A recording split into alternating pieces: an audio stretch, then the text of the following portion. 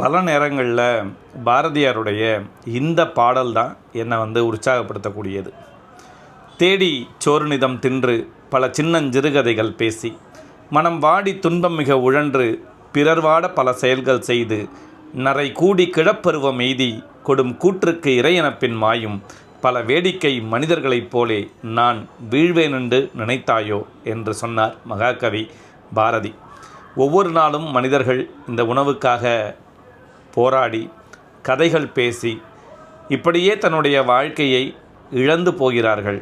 அவர்கள் போல நான் இந்த வாழ்க்கையில் விழுந்து விட மாட்டேன் என்று பாரதி சொன்னார்.